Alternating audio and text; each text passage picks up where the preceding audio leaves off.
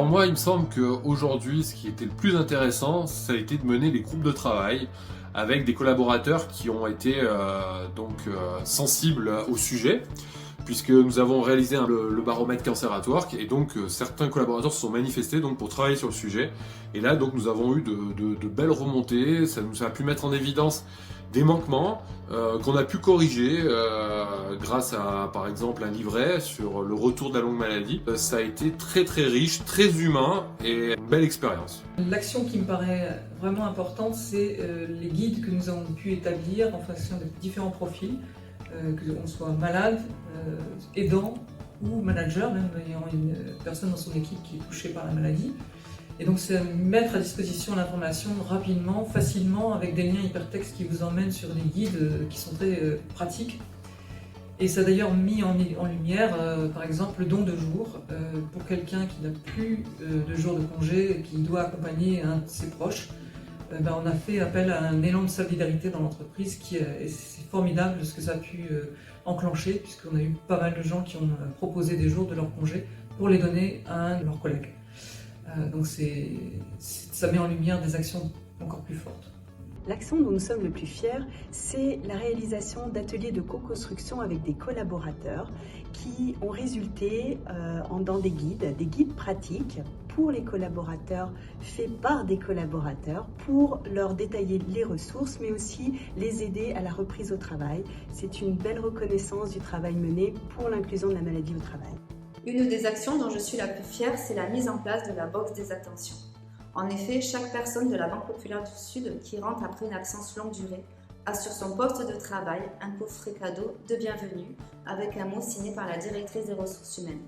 C'est très apprécié des personnes et je trouve ce petit geste vraiment très chouette.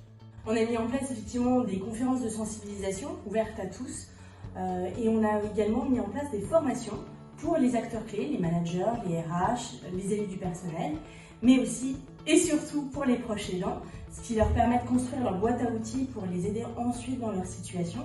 Et on a mis en place la formidable prestation de Prevencare qui permet de prendre une solution en charge de bout en bout.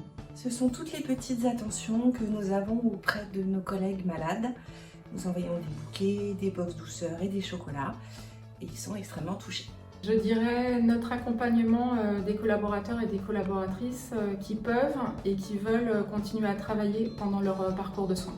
Je dirais toutes ces actions dans leur globalité permettent d'ancrer durablement la maladie dans l'univers du travail et puis je dirais tout simplement prendre notre responsabilité. Pour moi, ce sont les aménagements personnalisés en termes d'organisation du travail que nous proposons aux collaborateurs touchés par la maladie. Et pour ma part, ce sont les ateliers d'échange que nous proposons aux salariés afin de libérer la parole. Ce sont tous ces petits moments où l'on met l'humain au cœur de la relation. Notre initiative s'est inscrite dans un programme appelé We Care for Your Health, fortement soutenu par la direction générale. Mais l'action dont je suis la plus fière est l'association à la démarche d'une 50aine de collaborateurs volontaires, dont d'anciens malades ainsi que des aidants, que nous avons fait réfléchir autour d'une quinzaine de plans d'action. Ils ont nourri et nourrissent encore notre feuille de route.